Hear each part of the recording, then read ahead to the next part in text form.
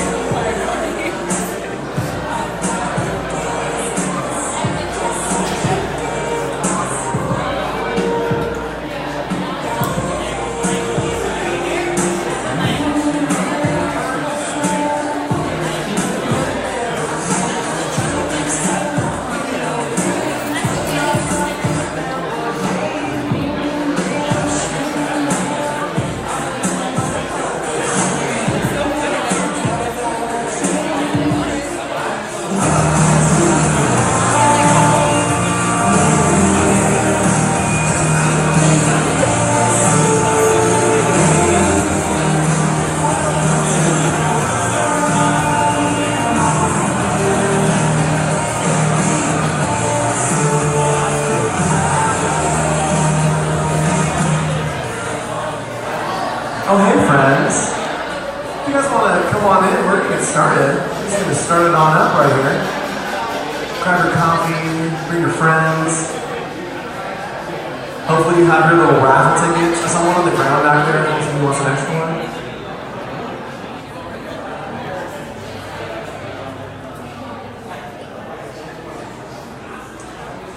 Cool. here, who is this their first Spire event? Anyone first Spire event? Hey, welcome. Welcome to the party. Anyone here from like Riverside or further? Anyone like drive in? Are you from Riverside? Hey, I'm from Riverside, so we'll talk later. Cool, well welcome. Welcome to our Spire events. My name is Andrew Hockrattle. I will be your MC for the night. I'm the lead designer over at Sables Church out in Riverside, California. I also do a lot of freelance and I teach design history, which is a really fun history class and a really boring design class. And it's at 7 a.m. Yay! So tonight we're going to be talking about faith and process, but before we get started, I want to bring up our friend Ethan to get us started. Ethan, come on up.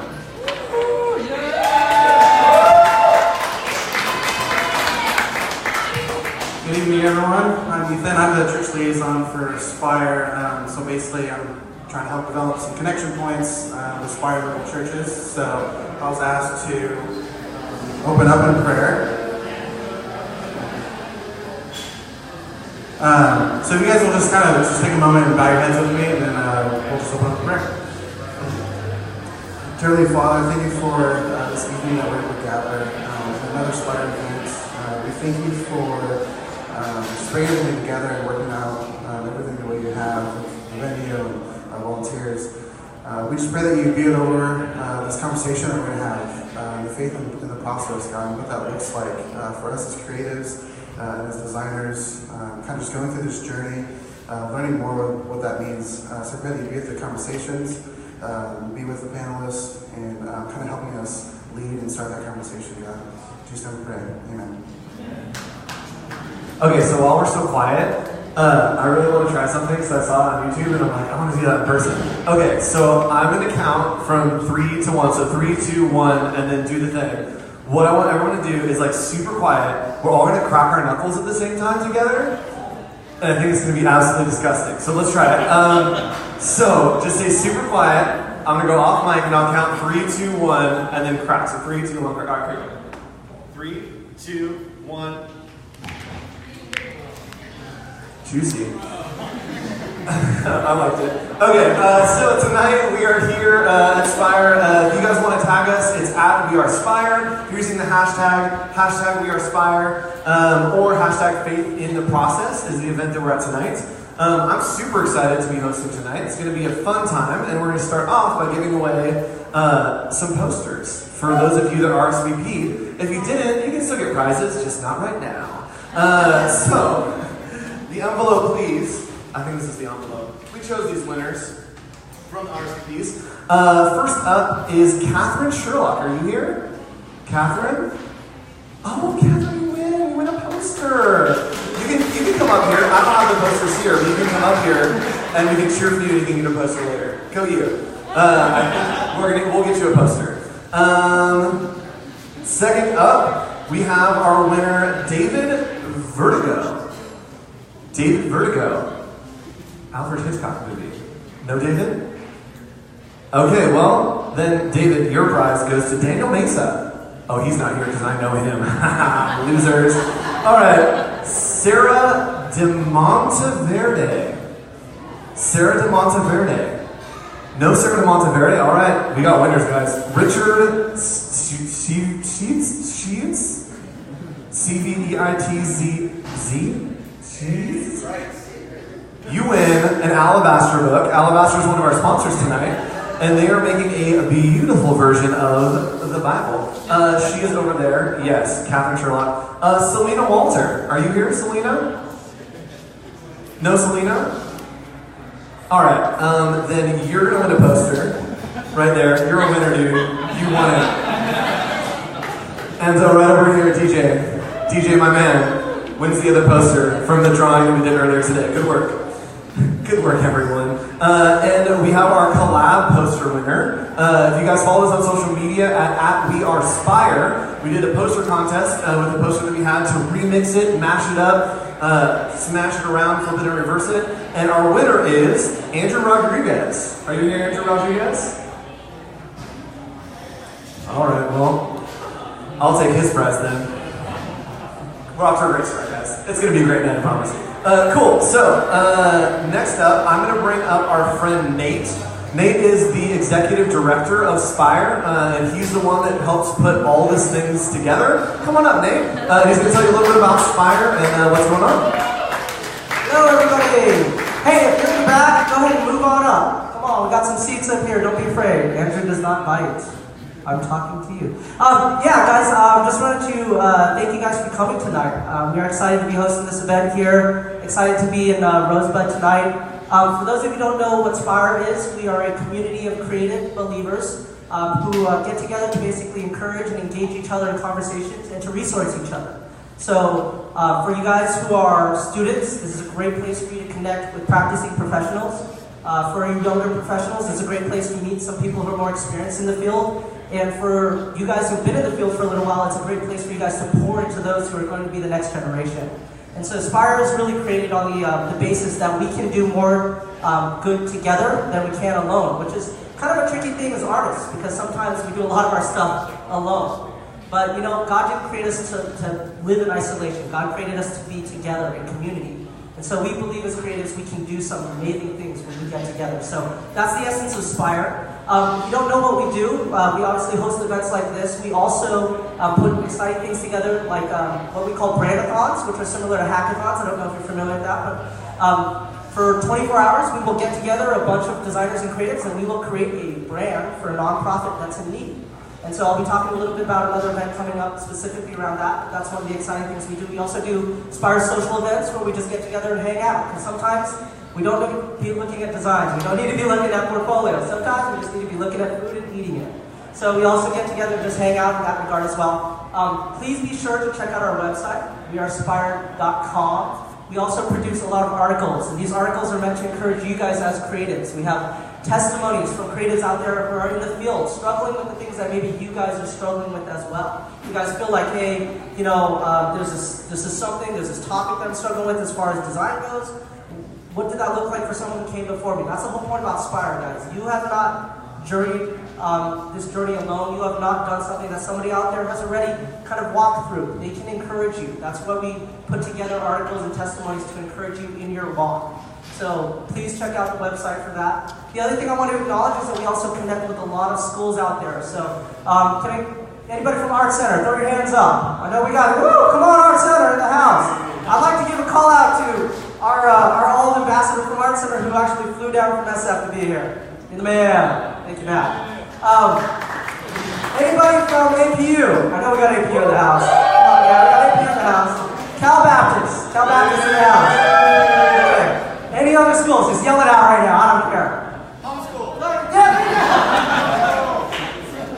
All right, so the point of that, guys, is the whole focus on the next generation and how that feeds into changing the world. Because we sincerely believe at Spire that with our creativity that God has given us, we can change the world. We sincerely believe that. I mean, I'm looking at this room right now, and everybody here is inside the creative field. That is an exciting thing. I was just telling somebody over there, I'm like, this is the size of a small church. My gosh. Like, I remember the small church I went to growing up, and I'm like, I was the only designer. I was the only creative there. So it's awesome that I go around and I'm like, let's all talk Photoshop. We can all do that. But, again, look to your left, look to your right. It's about community, guys. And so it's also about connecting schools with each other. It's about connecting students with opportunities. It's about getting the light into the world. So I just want to encourage you guys, that's what Spire's about. If you're interested in being an ambassador, if you're interested in being a part of Spire, come see me. Come see one of our Spire staff members or volunteers. Wear this name tag. We want to talk to you. So I'll turn it back over to Andrew, and thank you very much. I'm going to take one like that. Cool. So we're going to get started with our panel tonight, and it's going to be a grand old time. Tonight we're talking about faith in the process, right? And this has a twofold meaning, right? We're talking about our faith within our process, but we're going to be talking a lot about creative process tonight. When we think of creative process as creatives, I love the opening of a musical. I'm going to use a lot of musical references tonight, just because I love that Thea's in it. There's a musical called Sunday in the Park with George. Sunday in the Park with George is the greatest look into a creative's mind, and the show opens with a single note, and then the main character coming out of the stage and saying, "White, a blank page or canvas. The challenge to bring order to the whole, through design, through composition, tension, light, and harmony. And I think that that is a perfect example of the beginning of a creative process, right? When we look at our process, we start with this blank page, and eventually we know that something's going to go out the doors into the world, but who knows how we get there? So today we're going to be unpacking really what it looks like for each of our panelists to have a creative process, how we incorporate that into our regular lives, and really just how we exist as creatives in general. So I want to start welcoming up our panelists. We're going to start out with our friend Nicole Chin. Nicole, where are you? She's here. Come on up, Nicole. Nicole, Nicole's a design manager at Movies Anywhere. Currently, she is working on taking this brand of Movies Anywhere. Yeah, right there. Taking this brand of Movies Anywhere and expanding it, introducing it to new markets, and becoming like this brand champion as you start to build it out. Right? She's got her like brandish sword ready to slay things, and she'll have some fun stories about that later as we get into the panel. Next up, we have our friend Rocky Santaferrero. Rocky Santaferrero.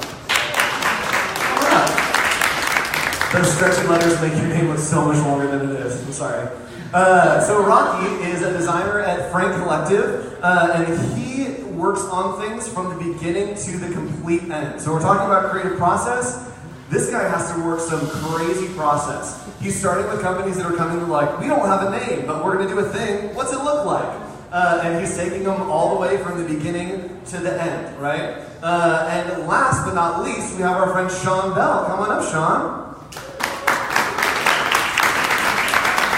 So Sean is an art director at Treyarch Studios, and his passions include managing his team to create high levels of visual excellence.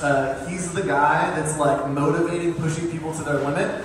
He's worked on a broad gamut of projects, everything from Pixar's Cars to Call of Duty Black Ops 2. So he's got quite a wide range, which we're going to talk about a little bit later. Cool, so let me grab a seat and we will hop right in.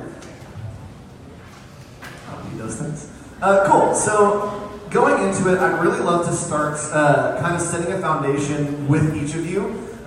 This hopefully will be a big conversation, but I think in the beginning, let's kind of set and introduce you guys to all of these guys. So my first question to you, each of you, is when did you know that you wanted to be creative? Was there a moment that you were like, oh man, I want to like make stuff? Frank? Sorry. Frank. Rocky. I've called Rocky Frank all night because he works at Frank Collective. Rocky. It's okay. When did I know that I wanted to be creative? I always wanted to design roller coasters when I was growing up. We actually figured out that we have this in common. It's true. Not the most common desire, but I was like, I'm gonna do this thing. And I got to school, and I realized that being a roller coaster designer sounds really cool, but maybe you're just an engineer. And that sounded less cool. And so then I was like, what do I love to do?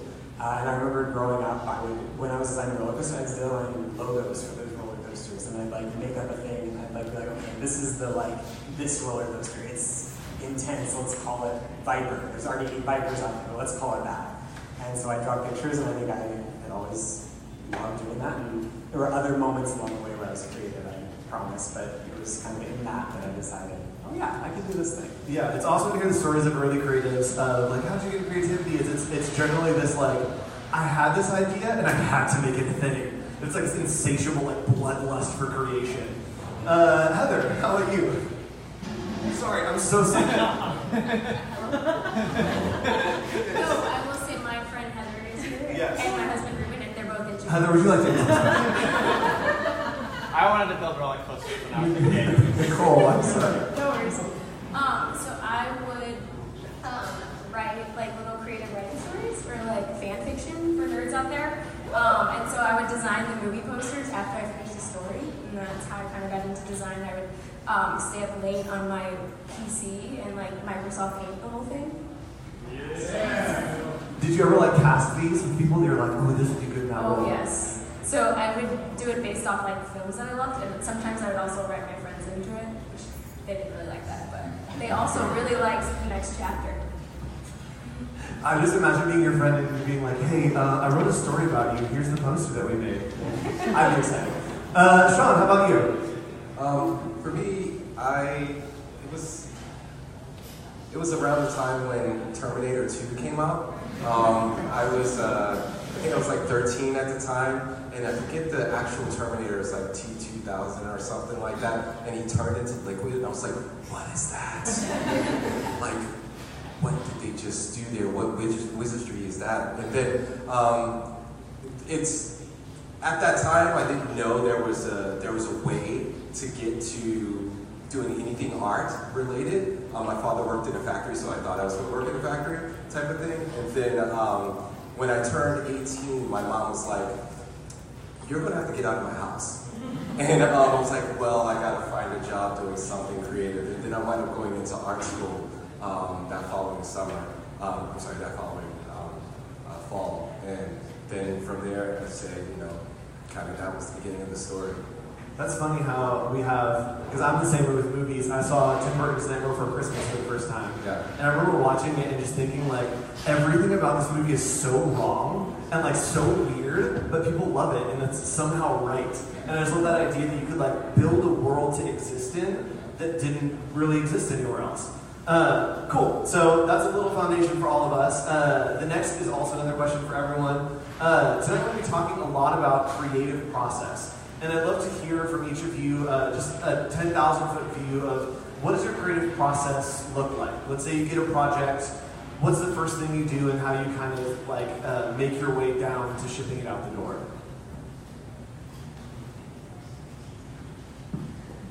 For me, it takes different forms for different projects. But over time, I have developed like a systematic approach to it. And the first thing I do is I was always one of those type of people that asked a lot of questions in school, and mainly because I had like a learning disability when I was younger. But then over time, it started to develop into like, oh, I can use this as a tool to get answers because most people won't ask. So my process is, regardless of where it's at or where we're at along the process, I just start to ask questions to understand what are we trying to develop. What is the core idea that we're trying to get to? And it's less about how it looks, what it needs to be. It's like what is the essence? So in that process, I start to ask a lot of questions to the client, to whoever, even myself. And then from there, I start to develop what I call a visual library. And it's a collection of different images that either inspire me or directly influence me. And from there, after I go through that process of like, okay, that's pretty cool, that's pretty crap, and then I just go through that over and over again, and then eventually I get into sketching out the idea, and then I step away, because you got to get all the bad ideas out. The first idea is typically not the best idea, and then I get the idea out, and then from there I step away, consult with my team, consult with whoever it is to be, and then rinse and repeat, and then commit. So typically my process. I love that you start with asking questions, because I think it's a duh answer. It's like start asking questions, but that like self-awareness is something that's really important to me, of being able to stop at the beginning and be like, what don't I know? And there's a lot of things that I don't know that I don't know. And I think so much of it for me starts with just wanting to ask all of the questions, asking these dumb questions that I'm like, I think I know the answer, but it's probably important that we like talk about this and ask that question before even jumping into all those other things that are like, what is it going to look like and all that stuff. Like those that core curiosity is just such a important place for me to start as well. So my little known secret, which is not going to be any secret anymore, is I actually didn't major in design. I majored in journalism, which is like the complete opposite of design. But I use that to kind of my advantage of trying to really understand and create conceptual meaning behind every project, because I feel like we can all build something that's super trendy, and we can all look at Dribble and Behance and imitate things, but it's how do we develop a meaning and a concept behind it that really builds something that's unique and that can stand the test of time. So my creative process will start with, I basically like look at if it's a campaign, I look at the words. If it's a logo, I look at the brand, like I look at the name. I do like word mapping, brainstorming. I write down I just put pen to paper and just kind of let ideas and thoughts flow.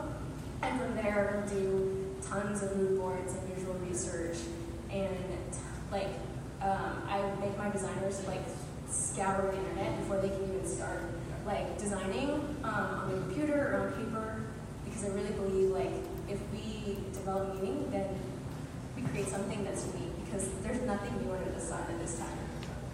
Yeah, and I think it's interesting to hear from all of you guys that the thing is really the idea, right? Of asking those questions to figure out what is the thing, what's the core of this. And I think it's so interesting to see a product that goes out there that will maybe experience a commercial or a campaign that we don't really understand, right?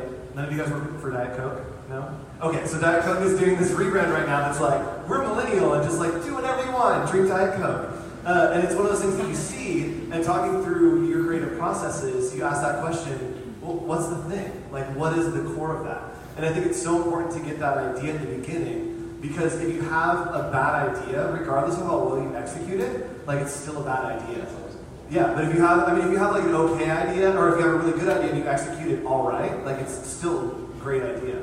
Yeah, I remember in art school, my teacher told me, he was like, you can take a really crappy painting and put it in a dope frame, and it will look really awesome. And it's just oh, yeah, I have a lot of crappy paintings. Yeah, so I'm gonna buy a lot of good frames. Yep, totally. So talking about, you guys have kind of settled into your creative process at this point. Oh, it's popping. I'm sorry. So you guys at this point have all kind of settled into your creative processes. You've all been working in the creative industry. Was finding your own creative process something that, looking back, was important to you? And was it something that you were oh, this is what it is now? Or did you have to iterate to kind of land where you are now? I think for me, there's been a lot of iteration. I mean, you learn so much about how you design based on who you work with and who's around you, who are you watching, who are you idolizing, whose process are you breaking down and connecting with? Because I think so much of coming out of school, I was I know how to do this. I'm gonna dive in, and I made some projects people liked in school. And so I think if I just do that same thing, it's gonna work well. And that just wasn't the case getting into places where there's other creative people who are made in God's image, who are there just trying to do good work, and who maybe have different perspectives that I didn't have. And so much of my creative process has come from just learning to do the same thing of ask questions to other people, to be able to understand that I'm wired one way. For most of us, we don't design in these one-person teams doing projects that are only ever going to be worked on by us. We're working with other people, and that's beautiful, because those other people bring so much more to the process. Yeah, I heard a designer give a talk once, and he was basically saying, how boring would it be if we only worked with one Pantone color? When you're working, it has to be collaborative. You have to have these mixes. I mean, eating a salad that's just lettuce. You have to have the olives and the bacon and the extra things in there. And the collaborative process really makes it that full plate. You don't have to have the olives, though. Go ahead. So the question is developing our process? Or? Yeah, do you feel like you settled into it, or do you feel like it had to be an iterative process? Yeah, it evolved over time. What happened?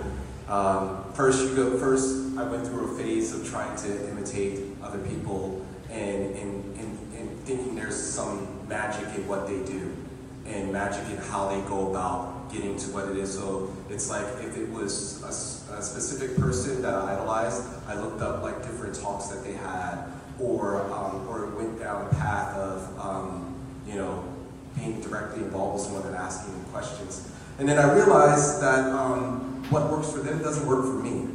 And I started to think about like, man, they're just getting to this idea way quicker than I am, and I started to compare, and then I realized that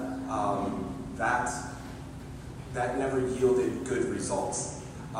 So over time, it's just a pruning process of like, okay, that didn't work, this didn't work, okay, that worked, all right, let me build on that. And from there, it just started to develop. And then the one thing that I've learned is that I just have to give myself time. Just give myself time. It's kind of one of those things where they say your brain is like the best processor. And it's one of those things that like, there will be times in the middle of the night where this idea that I've been pondering over for a week will come to me and like this kind of serendipitous moment of like, oh, what is this? And then I just write it down, and then I can go to sleep peacefully. It's like when you're in the bathroom or in the shower. Yeah, exactly. The best moments come when you're in the shower. Exactly, and then I realized that, and when those things happen like over and over again, I realized like, oh man, this is just how I think. Yep. So, since this is how I think, I need to just rest in that, and then now, that's me. I'm sorry. And now I'm realizing that over time, I just do that. I give myself time to process this through, and it's just like, okay, it's coming. Yeah, and going back to what you were saying of looking and seeing like all of the things that are out there, again, going back to a musical theater reference, there's this great line in that same musical where he says, there's nothing to say. Well, there's nothing that's not been said, and the response is, but it hasn't said by you. Yeah. And that's the thing, that you can say the exact same thing that someone else has said a million times because you're saying it, it's going to be different. I love that. I'll just say this real quick. I love the idea that, you know, when you grow up and you go through this process, you think that, like, I need to be like that other person, or I need to be just as good as that other person. And then I realized that, like, God created me specific. Didn't create me to be like that person. Created me very specific. I had these defects very specific to me. And then starting to rest in the fact of, like, oh, I can answer this question uniquely than someone else. Yeah, and going right off of that, the next kind of area we're going to move into is this idea of trusting the process. And that's a place that, coming right out like you were saying, there's always this moment for all of us that is kind of this, I think I have it figured out. I'm like having consistent ideas that I think are good, and you kind of have to learn to lean back and say, okay, I'm set enough that I'm going to trust this process and trust that it's going to work.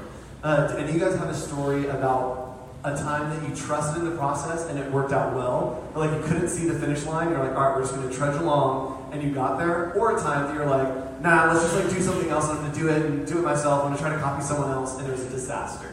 Do either of you have those stories?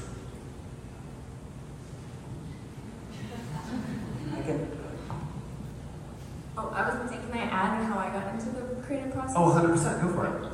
I think like I was kind of fortunate or not fortunate. So my first creative director at ESPN was like, he was not the greatest human being, but he always was like, I was always really good at design, but not really good at like design thinking. And so in my internship, he would always like push me to like do better designs. And I was like, what? I illustrated this whole person for you. Like, how is that not good? He's like, he would always tell me, like, Nicole, it doesn't mean anything to me. Like, I think on my last day, he was like, I like this layout that you did, I think, but I can't tell if I hate the typography you chose or if I just hate the design. I was like, oh, okay, thanks. I'll take that. This is great. Leaving on a good note. But I think I was really fortunate because he forced me to think about my process, as opposed to before I was really able to just kind of get by on talent and skill and understanding how design works, but he really made me think about what I was doing. Have you felt like, as you've come into that, was that like a cool, I'm here and I trust like my process of what I'm doing, or are you in and out of it throughout your workflow year after year? I think when I first started my career, like I was kind of like, I was so traumatized by him that I was like, oh, do I know, do I not know? But then after that, like the more, like it's all the people that you're with and you're surrounded with, and I was fortunate enough to later land with the guy that started this thing, Nate, and he helped me really kind of build in an internal self-worth of like, trusting the process and who God made me to be, and the thinking and the skills, kind of like you said, like God creates us to think a specific way for a reason, and He helped me trust that and learn that and use that to kind of build out designs. And I think I was also fortunate to land at a place that didn't try to like knock us down in the early part of our careers, and it really helped us like encourage design thinking and encouraged us to put our designs out there and learn from that. Like you said, that you're learning to almost live in that space of having self-worth, of understanding that, you know, this is the process that I'm working through, that we are all both working on projects and working on ourselves and growing and learning.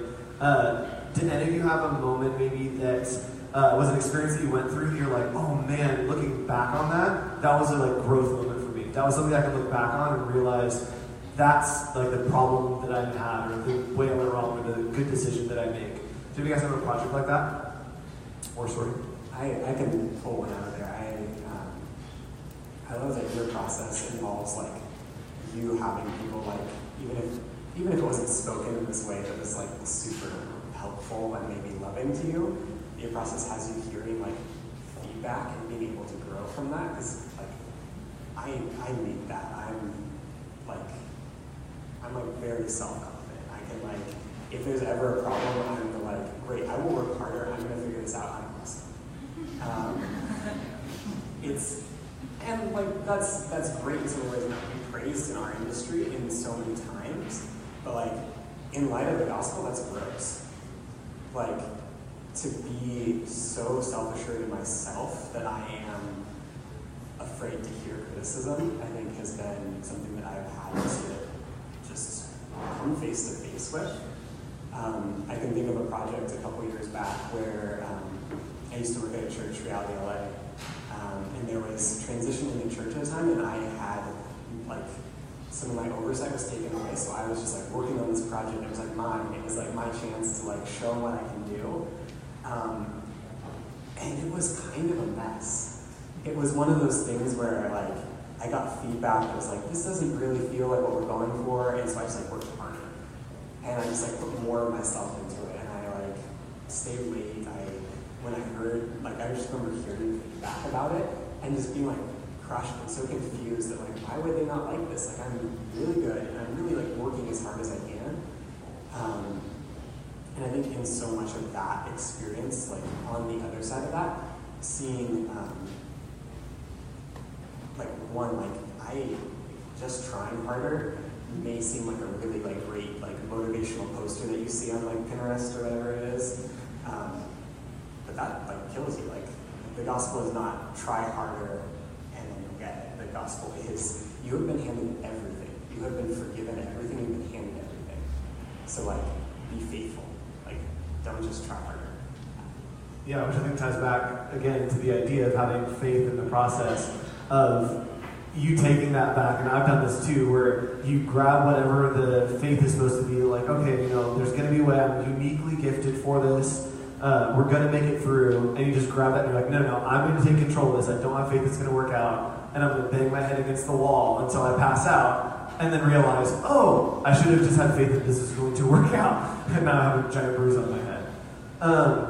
So talking about that and kind of incorporating faith into our lives and really processes, is that something, because I think the three of us have worked in ministry before, but for all of you, and now not working directly in ministry, what does it look like for you to incorporate your faith in your work and in your processes in a place that maybe you're working on Call of Duty, right? That people wouldn't necessarily put this together. What does that look like for you guys to try to integrate your faith into your work?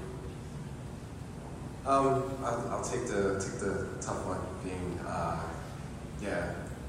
working on Call of Duty. It's one of those things where the direct product that I do, you can't really necessarily see my faith, being spun out of that.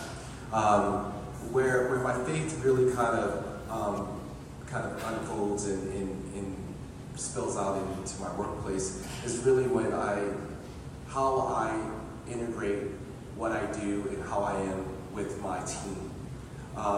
It's really important to our industry or any industry can overwork you very quickly, and it can demand a lot from you. And there's got to be times when someone has to set boundaries. Someone has to look out for the people that is around them. And for me, it's looking at my team as a whole and trying to really set a precedent for them that it's like, hey, go home, or it's okay, and trying to extend that grace onto them, that like when I went through this process or when I've gone through this industry, you don't really kind of receive or get, and because of my background, because of my faith, I try to extend that grace, try to extend that posture to other people, and then directly with me. It's just over time realizing that, like, I'm not gonna mess up. Like, God didn't make me to be a mess up. I'm going to mess up at times, but that's not who I am. And because of that, it has allowed me to kind of rest in the fact that God is with me. And since God is with me, I'm able to just keep moving forward in what I need to do. To wrap it up real specific with my direct job, with like creating Call of Duty, I look at it like this. When the guy that's making, or the woman that's making the chef at like McDonald's is making something, and he's creating like the new egg McMuffin or whatever it is, it's not really necessarily thinking about like potentially like how it's going to get out into the marketplace. It's really trying to craft that art, really trying to craft what he's doing, what she's doing. And that's kind of how I look at things. I look at like, I need to work on my craft and work on the people around me, influence them, and then be the stopgap whenever my job is trying to do something that is really egregious, that I just don't stand for. And it's just like, and since I'm in a position of influence, I can be that stopgap, and I can be that person like, no bro, I don't think I'm gonna do that. And it's like, oh, okay, well, all right, I guess we're gonna try something else. I love that image of you like standing in for like your like the people you work with and saying like go home and being that, 'cause like for me one of the biggest things about being one of the biggest things I've seen modeled to me, and one of the things that I like aspire to be, is to be like an advocate for those who I'm responsible for, because that's what Christ does on our behalf. Like we have a risen Savior Jesus who is at the right hand of God being an advocate, which means he's standing there and he is saying any things and accusations that would fly our way. He's saying, no, that is not who you are. You are seeking my righteousness. And I think that's like, to get to model that in some small way by saying go home is something so special and so cool to get to do.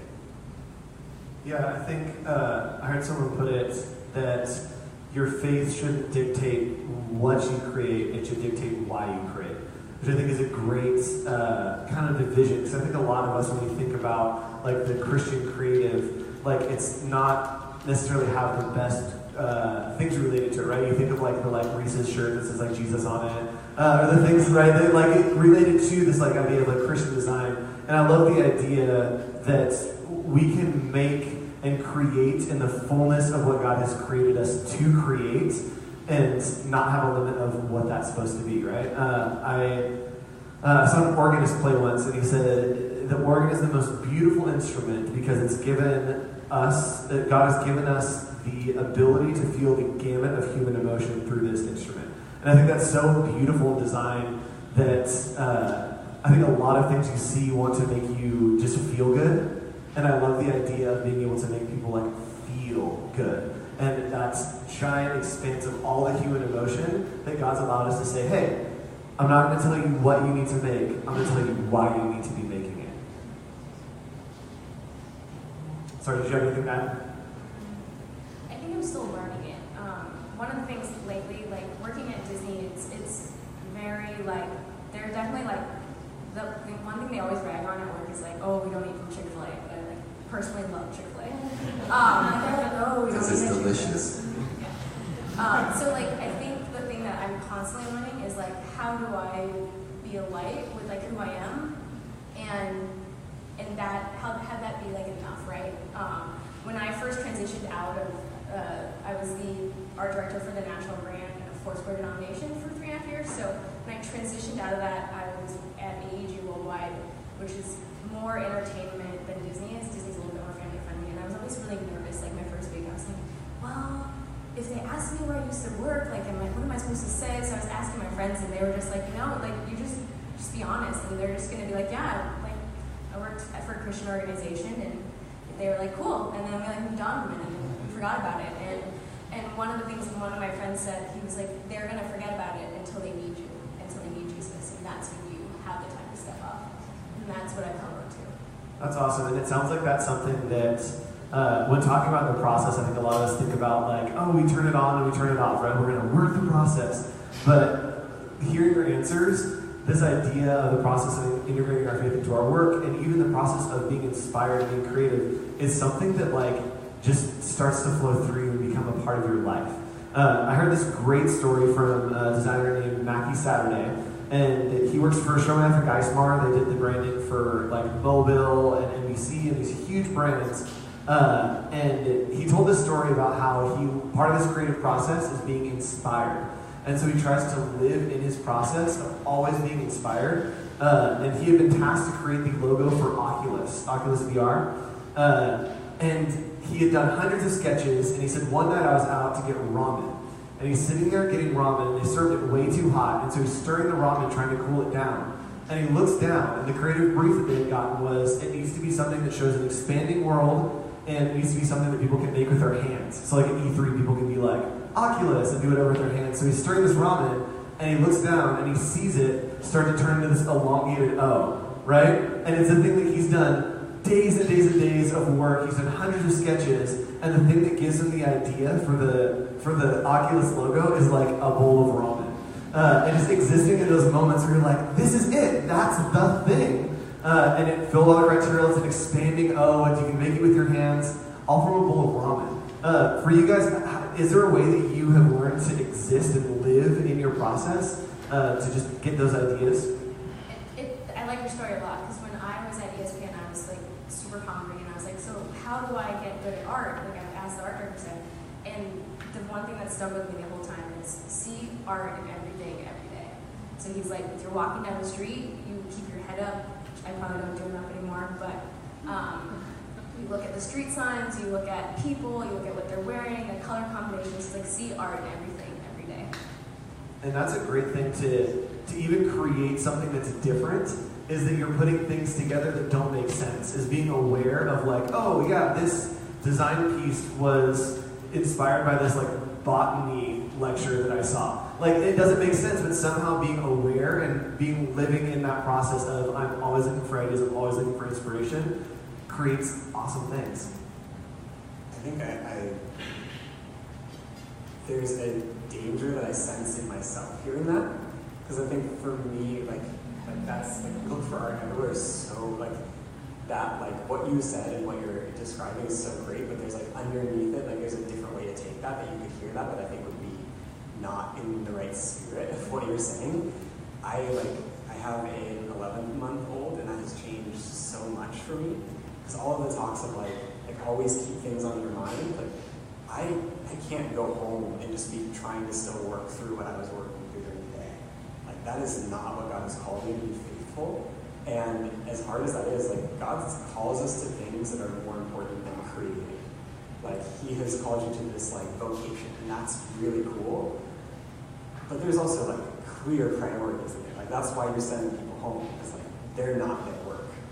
And I think for me, as I'm like what I'm learning and why I'm kind of saying this is like I'm trying to figure out and still learn how do I embody my process while I'm at work, and how do I when I get home be fully faithful and fully present to who I'm with, to my wife and to my son.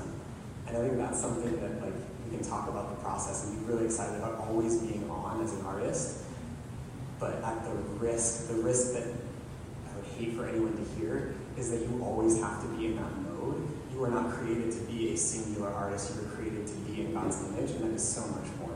Yeah, and I think you were talking about a little bit before we were chatting about this idea of we think of the process as this all-encompassing thing, but there is room within the broad process to just like shut it down for a second. You want to talk a little bit about that? About running? Yes. Oh, I love running and working out and softball, which is why it was in my bio on Instagram. So if you want to join a softball team, I love athletics and I use that kind of as my like decompression, escape mode. Just kind of like shut down, like don't need time. At Foursquare, they used to make fun of me because I work out pretty regimentally, like 4 to 5 times a week. And so they would be like, "You're always working out." And I was like, "It's because I work out for you and because of you. Like, I need to like de-stress from you, and then like I'm a better person for you later on." Yeah, and I think that is something about kind of stopping that process for a minute so that you can get back into it. Is yes, I am doing this for you. I'm doing it for me.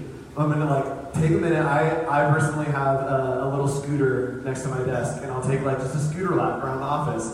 I'm like, I can't right now because it's for me both to decompress and kind of take a second in my process to like have a minute, but then get back to this is for you. Like I am here to serve the organization, to work my process, to help further the design industry in general with the way that God has made me. I need a minute to pull that together, and then we can continue here, which it sounds like you're experiencing, like especially having a new kid. Yeah, it's very like the priorities are made very clear, but they're always there. Yep.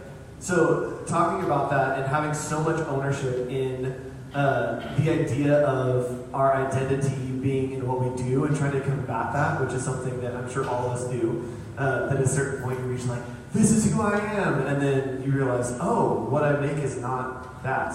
Have you guys had experiences, or do you have any thoughts about this idea of the process being important, but not being the entirety of who you are? Yeah, for me, I think with regards specifically to identity, it's real easy to get wrapped up in being the work that you create. And when you're a commercial artist or whatever, what's going to happen is you're going to either interact with a client that just doesn't like you. You're going to probably get laid off a lot or fired potentially. And you're going to have projects that you really care deeply about that are just going to go away with really no justification of why. And that's going to rattle you at your core because you have invested so much of your being into that. And when that gets thrown away, it's almost a little bit of like, what's going on here? What just happened? And at that point in time, you can either continue down this path of being like, I really suck, it's because of me, it's because I didn't do what I needed to do, and I mean, maybe it was that you created a bad design, but the bad design gave you more information. So with regards to the identity of that, and it's like, you have to realize that your identity is not, or what I've realized is my identity is not my job. It's not what I do. It's not what I create. My identity is solely wrapped up in just being a child of God, being a father, trying to be just a good human being. But know that I am creative, and know that since I'm creative, I'm going to go about doing things a certain way. I'm going to solve problems in a certain way, and that is me. It's not what I actually create. That is me. You know. Yeah, and it sounds like for you, a part of having that process is almost having a go-to in every situation. That it's not about like, step to step to step. It's okay, when I work on this project for 2 months and it's amazing and it gets killed because someone doesn't like it, I know what I'm doing next. Yeah. Like I've set up the process to keep going there. Yeah, I think it's important that as creatives, we tend to agonize over the minutiae and over the details. Because it's got to be just right. What I find is, and that might work for some people, and that's perfectly fine. That doesn't work for me. What I find is what's very important is to get out a lot of ideas that are kind of so-so. And what they are is just one of those things where it's like, I'm just calibrating. It's like, okay, that was way off, right? That was way off. And it's just, I keep jumping back and forth, and then And now once I realized that, I put that little bit of process away. And I'm not trying to make it sound really mystical or something, but it's just over time I realized like, okay, that didn't work, and that didn't work. And going back to the statement of like, there's nothing new under the sun, you realize when, oh, this has come up once before, and I solved it like this, I should try that again. And when I did, or when I do, it's like, oh yeah, that worked. Or it kind of worked, you know, so it's, for me, it's just definitely like constantly recalibrating. Yeah, and I think it's interesting, as designers, especially talking to, do we have a design student? Well, we do have a lot of design students. I think my perspective as a design student was this idea that like every project has to be the best thing you've ever made, right? Then when you're presenting something, it's like your magnum opus. And I think over time, I had to realize the harsh fact of like, a lot of stuff's just gonna be okay. Like it's gonna be okay to ship, and every now and then we're gonna have something amazing, every now and then we're gonna have something that's terrible, but learning to just be okay is okay sometimes. Have any of you guys had a project that you kind of worked through, you're like, this is amazing, that's just gotten killed, and how do you recover from that as a creative? Because again, a lot of what we create is so closely tied to us as a piece of who we are, that have you guys developed a process for things that just the bottom falls out? Besides crying? That is a great place to start. So, I don't necessarily have a specific project that comes to mind because there's been so many. And it's just been like, oh, yeah, Yeah. I remember that. Totally. Can't pick one. Yeah, but I think what happened is, I mean, I remember sometimes just like, what in the world just happened there? And just go through this emotional roller coaster of ups and downs of like, I don't understand what just happened. And then realizing that kind of life goes on. And, you know, I tend to linger on things for a little bit. And then as I've gotten older, I realized that lingering only causes just me to murmur and start to complain. And it's like, okay, all right, enough of that. Let's pick yourself up. I love the statement, and it's so much truth in that documentary Batman. And it was this moment when I think it was Batman Begin, and it was like Bruce Wayne, he fell down the hole, and then Alfred came, he was like, Bruce Wayne's father picked him up, was like, you know why we fall, Bruce? And he was like, so we can learn how to pick himself up. And I know that sounds cheesy, but it was just like, that's really good. That's it. That's pretty wise for Batman. But I was like, oh, you know. That's how you define process for when I fall. Get back up. Cool. So, sorry, do you have something to add? Go ahead, Ryan. I think for me, when I deal with that, like, it's okay to grieve projects that you like love that get killed. Like, if you feel sad that something got killed, that's like, it's important to check in and be like, what am I actually feeling? It becomes a different thing when you can't contain it. Like, it's going to attach to other griefs that you have. Like, that's what pain does. It attaches to other pain. And like, you get into cycles. Like, part of having a project killed is saying, I wished that would have gone through. I really feel like it was good. Like, those are important things to be able to check into your heart and just be like, I actually feel this. Like, you can look for silver lining, but like, that's not what Sean's saying. He's not saying it's silver lining. Like, you're actually being able to move on because you're saying, you're honest with how you feel, but also you're going to contain it. Because like, for me, I need to contain it because there's other pain that could attach to it. Sometimes when a project gets killed, I'm feeling like I'm in disappointment, and that's connected to so much more. Like, that's a whole different thing than that one hurt, that one project being killed. Like, sometimes it's not about that project, and as you start to like spiral into all the other things, like, that's when it becomes that lingering and that like different thing. But for me, I have to learn to actually just like grieve. Like, start with crying. That's great. Like actually feeling that loss, and then being able to also know when it hits those walls, and I'm suddenly not grieving the project anymore. I'm just spiraling into like this feeling of self-doubt.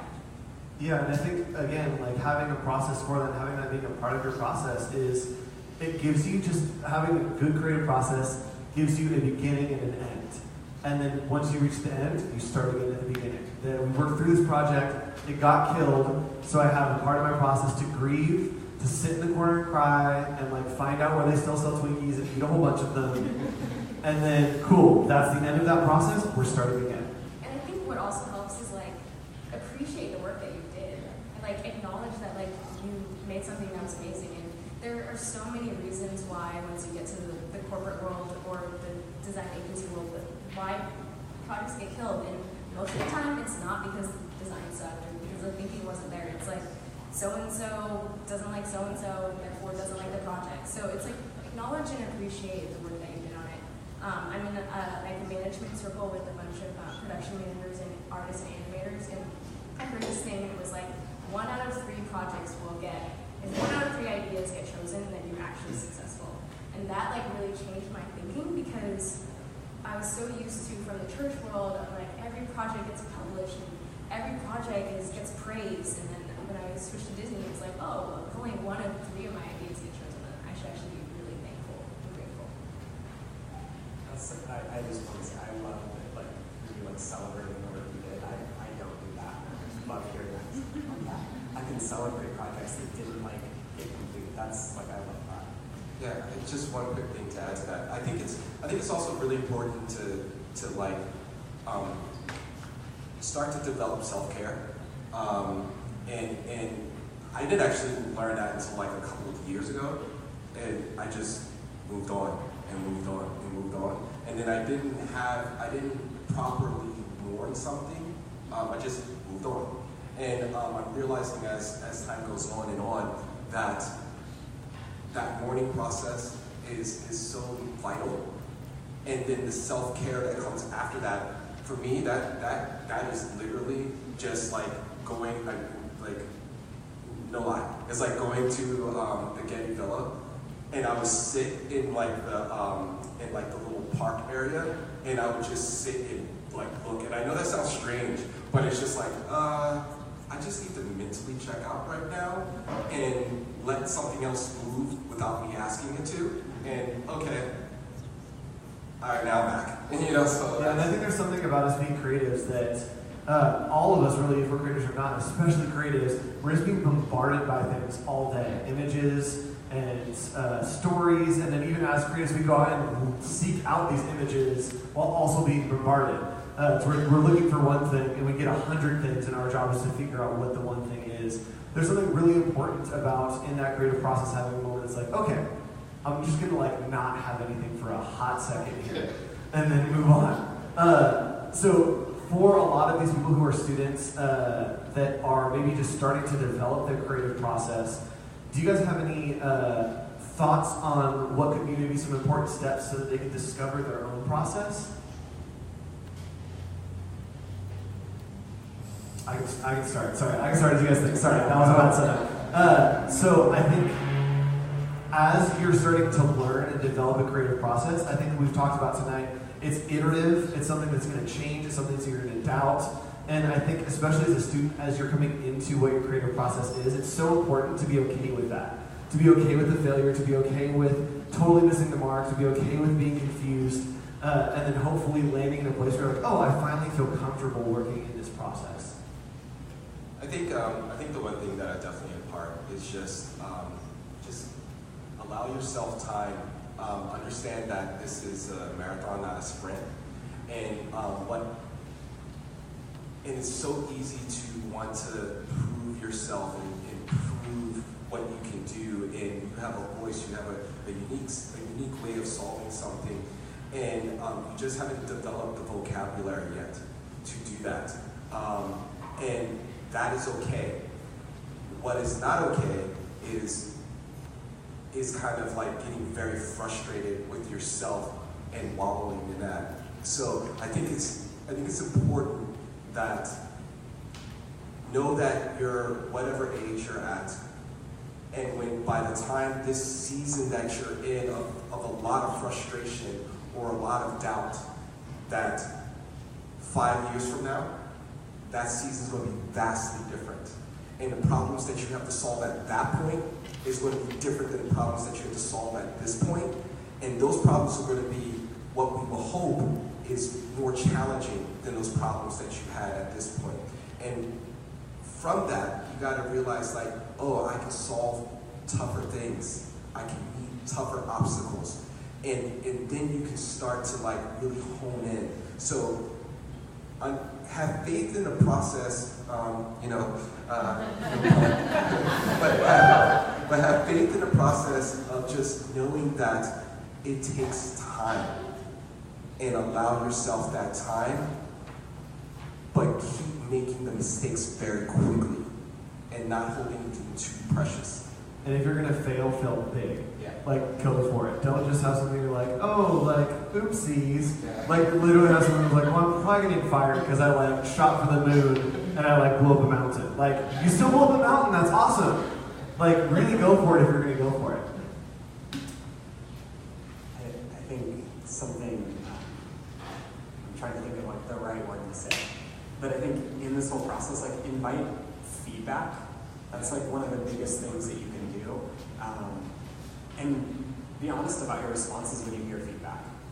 It's not weird that like when someone gives you feedback, you feel the need to fight back, or you feel yourself shut down. Like check in on yourself and how you receive feedback. Like talk to your other designers, talk to your teachers, get feedback, and then watch how you respond to it, because you're going to get feedback the whole time you're in your career. Hopefully you will never stop getting feedback. Like you've gotten to a bad place if you can't get feedback from anyone, because that means you've shut off, or other people are afraid to speak in. Invite people to speak in, because that's so valuable. Someone else's perspective of how you're doing, and if you can invite that, is something so valuable. And we do so many different things, like I've done so many different things to sabotage that by like getting defensive, just closing off when I hear like feedback that I don't like. Like you are loved by God, so any feedback you hear can't crush you. So in life, like hold on to that truth and then learn to ask for feedback from the people around you, because that's how you grow. Like you grow by hearing what is being called out in you and then responding with whatever the right response is, whether it's repentance, whether it's just trying, like practicing, like that's so huge. Can I just add to that really quick? Sure. With the feedback, I totally think that's really awesome. Like two things I'll add. One is when you have a kid, they're going to give you feedback regardless, and you gotta just be like, Dad, you really gonna wear that? I guess not. It's a great yeah, exactly. And then two, I think also with feedback is also understanding when you can receive good feedback. And not allowing that to either pervert your point of view, or you brush it off as like, oh well, whatever. I'm just just doing my job. And it's like, no, like you did something dope, accept it, and now move on. Yeah, celebrate what God's made you and celebrate what you made, and let's do it. Yeah. I think mine was very similar. I think it was surround yourself with the right people, and that includes people that will give you the good feedback and the bad feedback. Because for a while, like I was always into like very like hustling, and I'm super perfectionist, and I work too hard. And one of my like really good friends, she was like, you never take a second to acknowledge when someone says good work, like you did a good job. She was like, take a second, take a breath, breathe it in, say thank you, and receive it, because that will really help build your inner confidence. The other like wise thing my mentor told me in college, because I came from APU, which is the school of workaholics. It's not a sprint, it's a marathon. And I really held that because I wanted to get out of college, and I wanted to get a job, and I wanted to like be successful, run the world, and all these things. And really had to like take it at times. And I wouldn't have heard those two things if it wasn't for the people that I surrounded myself with, or that God surrounded me with, right? That's awesome. So we're about to land the plane. This is a really, really great talk. I want to open to each of you guys for, if you have like a one sentence, like one idea, tweetable little nugget for our friends to take with them, that they're talking in a panel in 10 years, and they're like, man, I went to this one panel, and this guy named Rocky said this thing, just like changed my life. Just think about those. Just like no pressure or anything. Think about what those nuggets are. I'll get it started, and then hopefully you guys will have a little time to think about that. So for all you students out there, my little nugget is this idea that as designers and as creatives, right, we create culture. We're creating what's cool, what's next. Like, we're creating the future. And how many of you guys are under 28, younger than 28? Okay, cool. So the majority of you. So I'm 28, which means that at some point I will be living in the future that you guys create. And selfishly, I want it to be super dope. So figure out what your creative process is. Try to make really rad stuff and try to create the future. Because we're already living in that future, and again, like it should probably be awesome.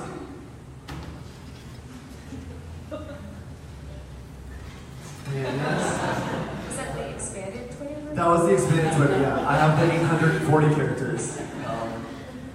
I'll just echo just what I've kind of been saying through this whole time is just understand that this takes time, and that's on a multitude of levels. It takes time in a day for you to think something through. It takes time just with you growing and understanding your craft. Everything is a milestone. It takes months. It takes weeks. Everything takes time. And don't rush that. Rest in that.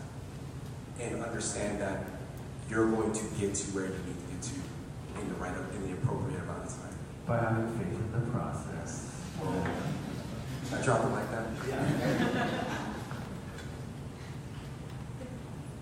I don't have anything like clever to add. So I'm like, I think what I'm learning in my life, what I'm learning in my life is simple truths are some of the most important to hold to. You're valuable, disconnected from the work you create. That's it. That can be a long idea, but just take that simple idea and try to understand it and try to understand why. You're valuable outside of the things you create. Write it on your mirrors, guys. Tweet it, post it every day. I'm gonna hold that in my heart. Any closing thoughts, Nicole? So currently I'm reading Shauna Lindquist's Present Over Perfect. So if anyone is a perfectionist, I highly recommend it because it's like reshaping the way I'm thinking. But something I recently read that I really loved, it was like, life is not about, it shouldn't be about every day waking up and rejecting the thought that like our worth is dependent on how much we produce. Like we are more than our hustle, and that's because of Jesus. And so hold on to that, like while you're hustling, like know that like your worth and your identity is in the Creator and who He made you to be, and He'll get you there. Like it's not always in the timing that we want, but you'll get to the place that He wants you to be. Awesome. Thanks so much, guys, for talking faith in the process. We're gonna open it up for a little Q&A. Does anyone have any questions? We'll probably take like 3 or 4 questions. Does anyone have any questions for our panelists? Yes, over there. Speak loud. How do you guys deal with creative block as being? Good question. How do you deal with creative block being Christians? Can I ask what that has to do with being a Christian? Like in your faith, like how, like for me, I was in a creative block and like I got stronger in my faith. But like how do you like deal with that as like not getting frustrated with God or like stuff like that? I don't know. Maybe how do you integrate your faith when you hit creative block to get past it? Or is that something? Same with Lord. I was going to say read the Psalms. The Psalms are all about disappointment. The Psalms are all about those moments where like, things aren't going the way you want them to.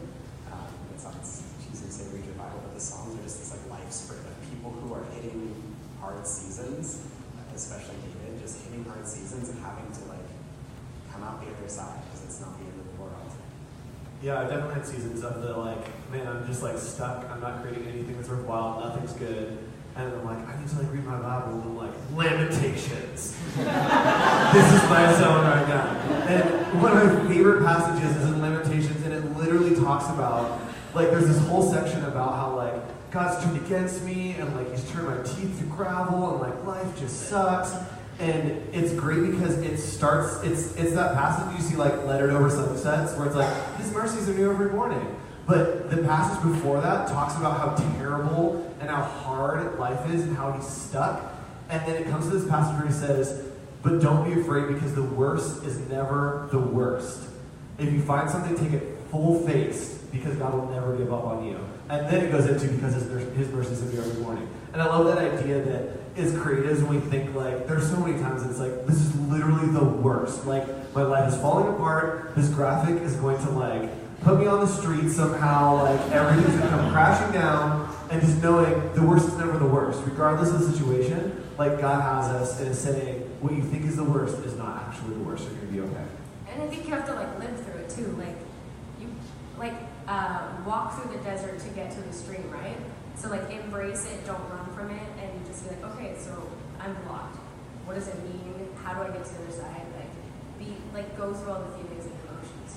Yeah, and I think talking about, again, tying it back to having faith in the process, there's a big difference between working through something and just getting over something. And I think the idea of having that process, it's so powerful to say, I'm not just going to try to get over this, I'm working straight through this problem. Like, I don't understand this project, I'm confused, I'm going to like strap on a helmet and full speed straight into the wall, hoping that I break through and having faith that this process is going to take me where I need to go. You have a lot of very violent imagery. I do! I think I'm an angry person in my heart. I think with me, definitely with hitting like the roadblocks, I just realized that it's going to happen. And now that I know that it's going to happen, I just kind of press into that. And there's a couple of things that run through my mind. Am I answering the right question?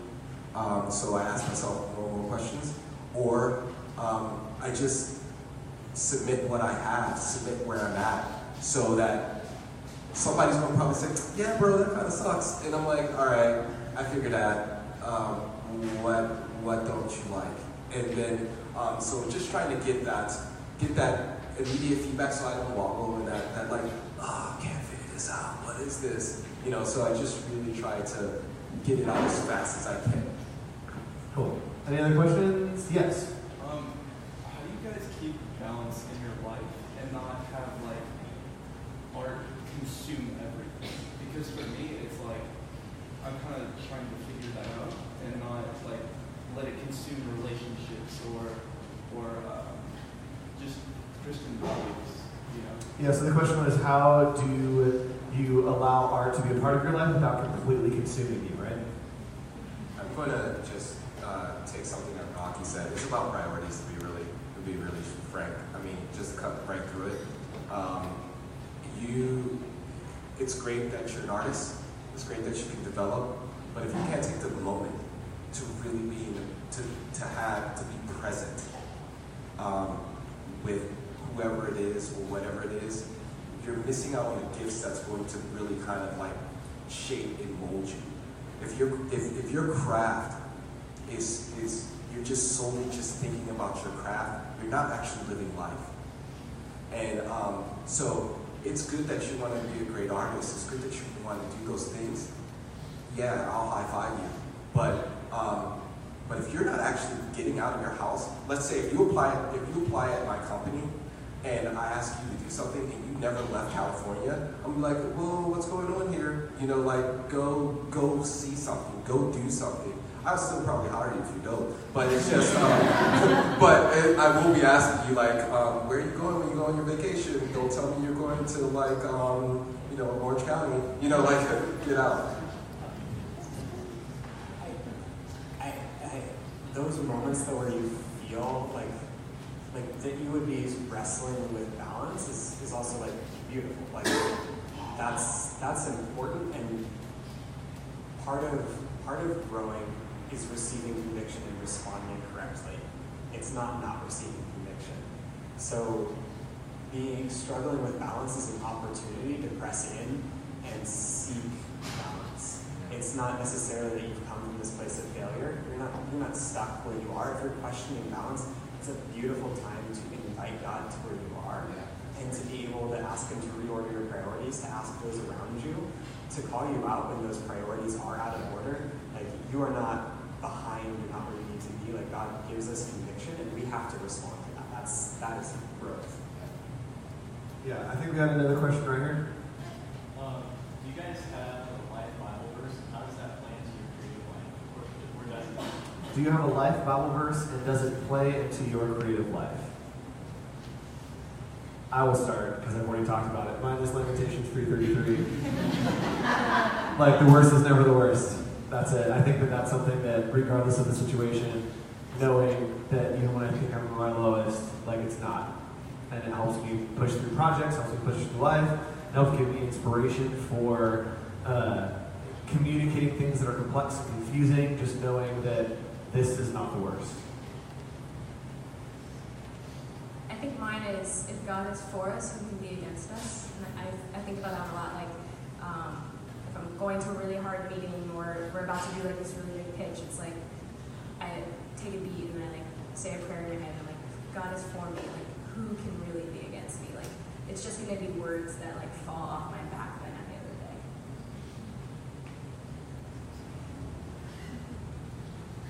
I'm just loving hearing about it. This isn't like wash over me. There's two that comes to mind, but I actually don't know the specific like book except for Ecclesiastic. At the end of Ecclesiastics, it's just like trusting God. At the end of it all, just trusting God. And I love the fact where it's like through that whole Bible, it talks about seeing so many different things, have had so many different things, and they're all for nothing, but just trusting in God. And I love that. And my other one, and this one actually, I can't remember specifically what book it is in, but it's just like having, basically having good brothers, having people that, when you're together, two people keep each other warm, one person cannot do that by himself. And I just love the fact that just having good partners in crime that can hold you accountable in their. That's awesome. Go ahead. I'm Ready, Rocky? Yeah, I was just soaking that in. It's so cool to hear the way that like Scripture speaks to different people in different ways. So I love hearing the guys' verses and Paul's verses. I do that too much. I think for me, my life verse, or the one that's had an impact the last few years, has been Isaiah 61. That whole chapter. It is just line after line of this is what Jesus came to do. To free the brokenhearted, to restore ruins. And so much of that, like when I go to work, like I'm saying like so much too. You know, it's okay, it's California. I can go to work joyfully because I'm not disconnected from God. I'm not alone. I'm not crushed under the burdens that I once tried to carry myself. Like, there is an old me that is dead that would have had to go into work each day and prove myself. There is an old me that could have been accused for saying that thing out of line, and that would have crushed me. There's an old me that would have a million things, and it would just like stick to me, and that old me doesn't come to work with me each day. Like, I go to work and I get to hold my head high. I had one time where my wife pushed my shoulders back before a job interview, and I try to like remember that when I go to work. I'm like, no, like I am seeing not as hunched over, but as like this new person who can be proud to be me because I've been called someone else's, and I can look at Isaiah 61 and just see the beautiful rescue mission that Jesus came on. It has changed how I go to work. And having that confidence to know this is who I am, this is how I do things, this is the process I work, and this is how it's going to be, is super powerful. Let's do one more question, and then we'll call it one more question. Last call. Yes. Being that you have kind of, you're accountable to other people above you, and knowing your process, I know it's a swinging pendulum depending on the project, but how do you guys balance or even communicate to people above you, like, okay, we need to take time, you know, with the process, we need to take time developing and all that stuff, but also having deadlines and, you know, being realistic, like, this needs to launch. Yeah, so the question is, how do you communicate the importance of using the process when there's deadlines creeping in and people kind of breathing down your neck? I think for me, it's really important to understand, like, really clearly who the client is and what they care about, and understanding, like, you know, if you have a milestone, typically it's kind of like, or at least in my industry, they're in like 6-week intervals, sometimes a little bit longer, and in that, it's just trying to figure out, like, when do I need to get this to you, like really understanding when it's important for me to get you something, and trying to be really clear about expectations. I find that people don't set really clear expectations. They set these lofty expectations, and it's really important to really define those expectations. And if they don't define them, you define them, and you communicate that to them, and then get them to participate and partner with you. And then once you have that, you have a framework to work within. It's like, okay, all right, by Friday I'll get this done. And if it's like, no dude, it should have been done yesterday, you need to get it done now. It's like, okay, well, I don't have time to really think about this. So I just need to roll with my gut. And at the end of the day, if it's wrong, it needed time. I'm sorry. And I pick up and move forward. Good answer. I think we'll just wrap it on that. That was a pretty definitive period at the end. Nicole, Rocky, Sean, thank you so much. You guys can go ahead and have a seat. Cool. So we're going to start winding down the night. We've got a couple more things to take care of. One of which is maybe giving away some more prizes. Yeah, prizes? Okay, cool. First, I want to give some shout outs to our sponsors of the night. So, our sponsors, running through them, Oasis Labs. What they do is they raise awareness for human rights. They try to help companies and businesses become more aware of what it looks like to live and to work and to fight for better human rights. Our friends at Executive Print printed all the stuff that we have tonight, posters, all that fun stuff. They're good for any large or small format printing. Next up, we have Thrive Financial. Thrive Financial, they're super dope because they help small independents, nonprofits like us put on events like this that you're having right now. So, Thrive Still. Alabaster is our next sponsor. Alabaster is the company that has created that visual Bible, which we gave out back there. There it is. Look at it. It's beautiful. Their goal is to make a gorgeous version of the Bible. And if you have a chance, take a look at that because it is gorgeous. And last but not least, La Visual. La Visual is sponsoring tonight, and they will also be sponsoring in our location for our next event, which Nate's going to talk about in a second. But let's get to these giveaways real quick. Let me draw some of these. We're going to be giving away some posters for the night in my giant monster hands. Oh boy. Okay. We have 3. All right. 385. Oh yeah. Take your tickets out. Take them out. Take a look at them. Hold on to them. Put them close to your face. 835-0544. 44. Anyone 44? 44? Yes? Winner. Winner, winner. Poster for you.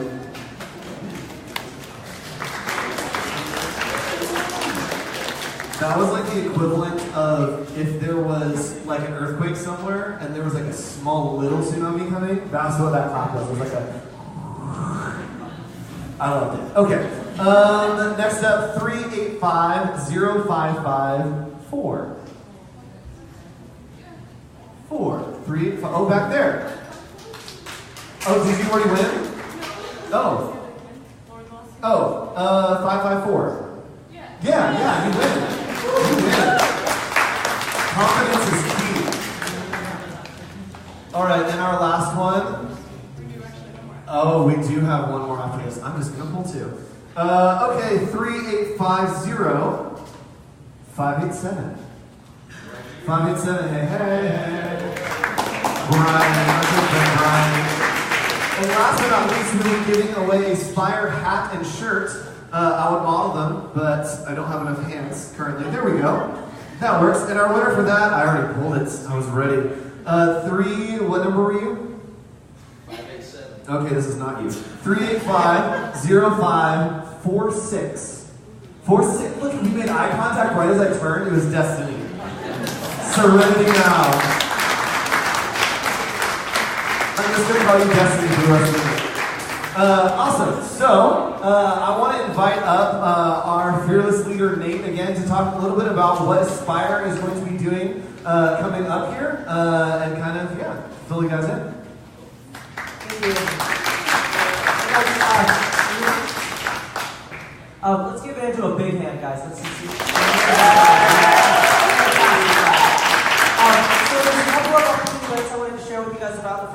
have happening April 27th. You can get that up on the screen. We have our Spire social event. So basically, a bunch of us are just going to be hanging out in the Arts District, having some fun, eating some food.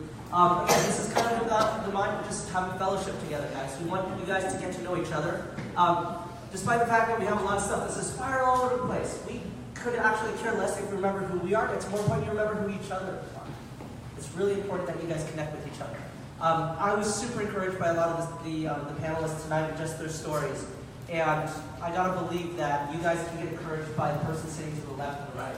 So connect with us, but connect with each other more than anything else.